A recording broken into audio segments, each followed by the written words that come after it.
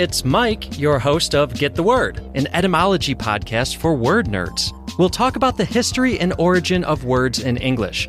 If you're coming over from the English sessions, well, then I'll give you an even bigger welcome, loyal listener.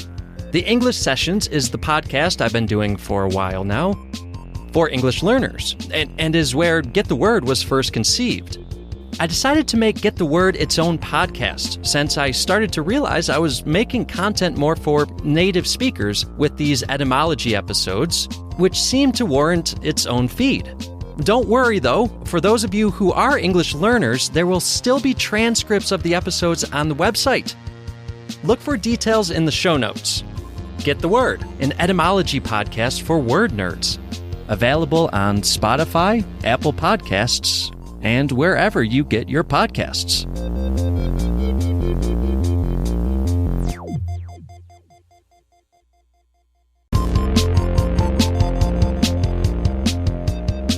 Hi, it's Mike, the host of Get the Word.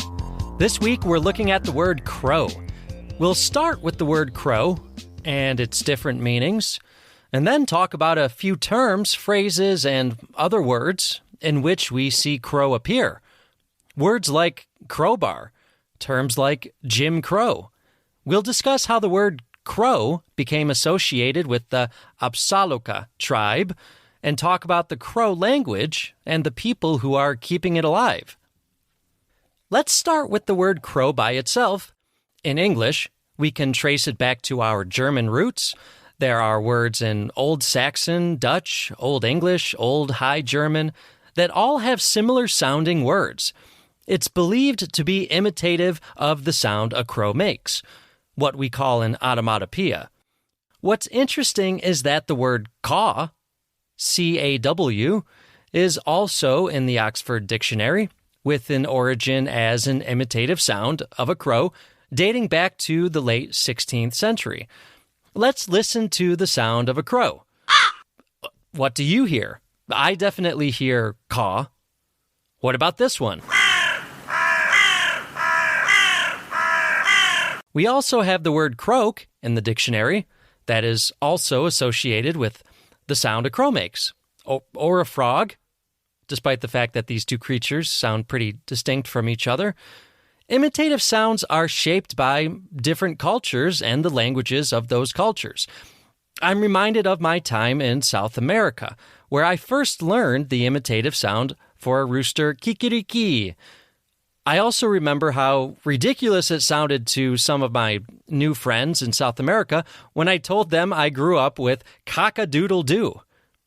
Speaking of roosters, let's talk about the verb crow for a second. Often the verb crow is associated with roosters. The definition of crow to mean make a loud noise like a cock dates back to at least the mid-13th century, with Merriam-Webster saying all the way back to the 12th century, and has become the main use of the term crow as a verb, with the word in reference to crows having faded over the years. This connection with roosters is also the most likely reason why we have the verb crow to also mean a person who is exulting in triumph or who is expressing great pride. A use which one source says reaches back to the 1520s. So we have a noun that refers to one specific bird within the corvid family, the related adjective being corvine, by the way, as in, you're looking corvine today. And we have a verb more associated with roosters. And that's why some people, particularly Curly from the Three Stooges, likes to point out that a rooster bar is just as good as a crowbar because don't a rooster crow?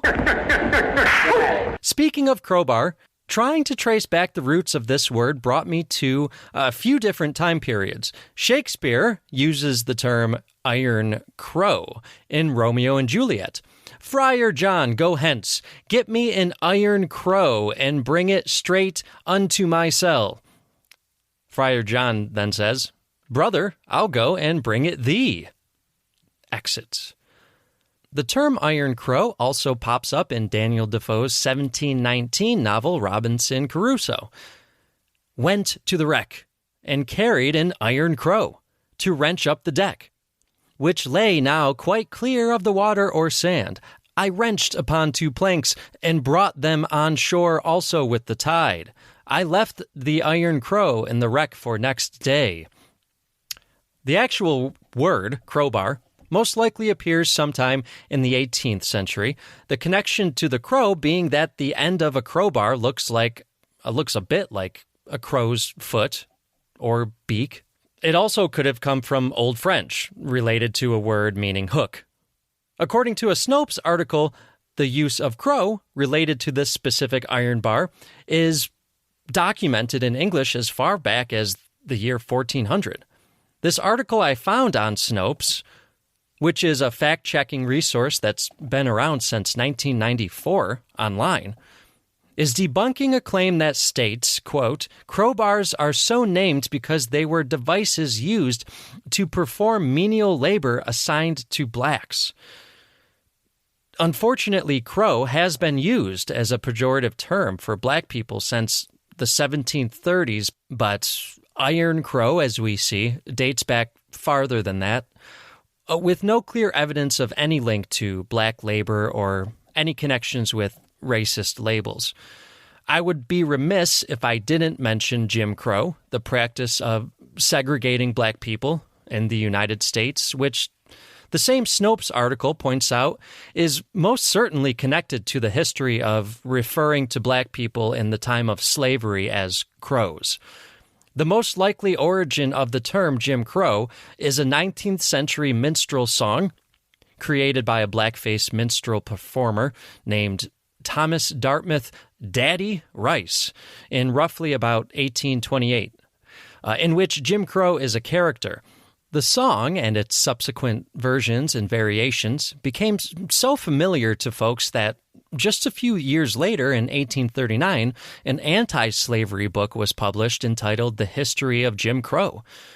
Soon after, we start seeing Jim Crow being adopted by other writers, such as Harriet Beecher Stowe, the abolitionist author, who uses the term in her influential text, Uncle Tom's Cabin. Over the years, the term Jim Crow, or Jim Crow laws, or Jim Crowism, came to be associated with the segregation of black individuals in the American South during the years of Reconstruction, post-American Civil War, into the 1950s and 60s, when we would see an end to some of the most blatant segregation practices. But of course, segregation in the United States remains a problem to this day. After the break, we'll discuss how the Apsalouka tribe of North America became better known as the Crow tribe, and we'll open up the fact cabinet to see what we can find this week. Stay with us.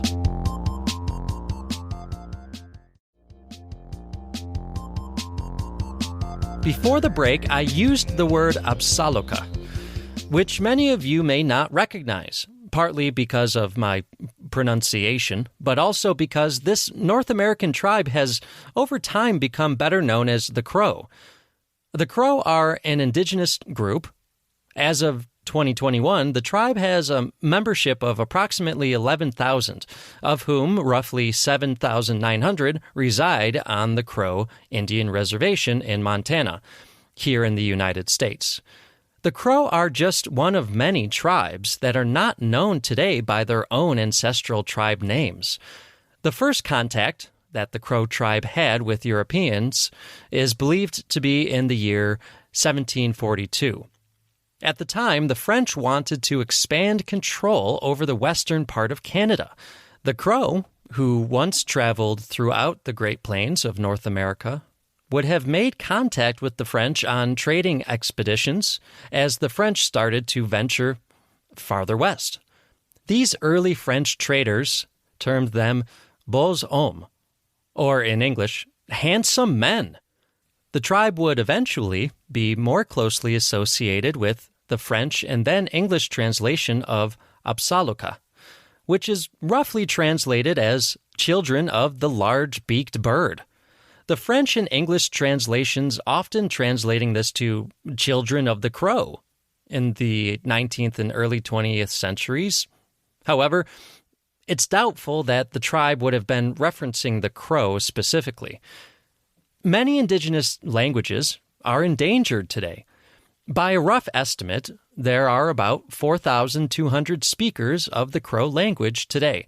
In recent years, there have been efforts to try to keep the language alive, including efforts from the Crow Language Consortium, whose website is crowlanguage.org. Check out the show notes of today's episode for a link to the Crow Language Consortium's website, which includes an English to Crow dictionary with audio recordings, which is where I learned how to properly pronounce Apsaloka. I'm pretty close. Go look it up. If you'd like to try to keep the language alive, then you can also download the group's app, Crow Vocab Builder, which will help you build up a Crow vocabulary, starting with simple nouns like animal names and eventually working up to verb use. I've been having fun with it. Did you know that the Crow word for fish is bua? That sound effect means it's time to open up the Fact Cabinet, a mysterious repository of seemingly endless amounts of artifacts and other objects that all seem to somehow be related to Get the Word episode topics. Whoa! My pet rooster, Tyrannosaurus Rex. How did he get in here? 1 second. Oh. Did you know a rooster's crow can be as loud as a jet taking off at 15 meters away? The crow doesn't go deaf from its own piercing crow because it has evolved to have a layer of soft tissue over its inner ear that protects them from their own loud mouths. Belgian researchers found that a few loud moments during a rooster's crow, it reaches an average of 130 decibels. Just as many decibels as a jet taking off from about 50 feet away. Yikes! Maybe I need to change my rooster's name to Tyrannosaurus Rex. My ears! Here's my collection of hooks and barbed spears, given to me by my corvid friends, the New Caledonian Crows of New Caledonia, a small island east of Australia. Careful, they're very delicate. Believe it or not, these delicate hooks and barbed spears were created by the crows themselves. That's right. Not only do crows know how to use tools, they've also been observed modifying leaves and twigs into their own tools that they use to hunt down insects and larvae. This level of complex tool-making has only been observed in primates and crows and humans. I could go on and on all day about crows. They are such fascinating creatures. Many of you know that crows are associated with Halloween and all things spooky. There are often macabre associations with the crow. I'm sure many of you have heard of A Murder of Crows.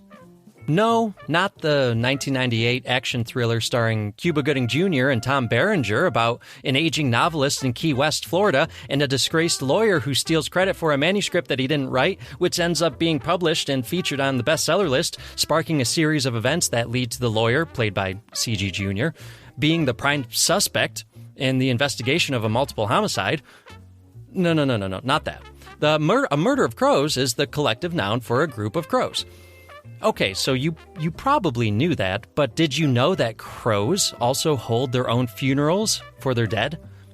It's been well documented, but poorly understood, why crows seem to gather around their lost comrades' remains, resembling something much like a funeral. Some researchers believe that the crows are learning from their dead friends and family members.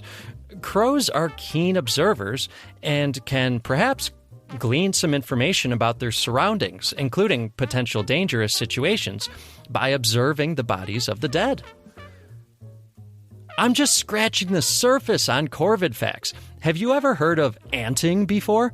Crows like to take ant baths, where they intentionally land on an anthill and allow themselves to be engulfed in ants. There are many theories for why they're doing this, including to keep other pests off their feathers, to reduce bacteria on their body. There are even some theories that the crows are getting high as a kite from it. What are some of your favorite corvid facts? Let us know, and I'll give you a shout out on the podcast. Write into the podcast. Get the word podcast at gmail.com. Give us your word suggestions, and I'll take them into consideration for the podcast. Please rate and review this podcast anywhere that you can. It's super helpful. Podcast artwork by Bruno Sanchez. You can find a link to his work in the show notes. Music performed by the Monroeville Music Center. Production, editing, and research performed by me, Mike Butler. Write into the podcast and give us your comments. That email again is getthewordpodcast@gmail.com. We'd love to hear from you. Until next time, this is Mike signing off.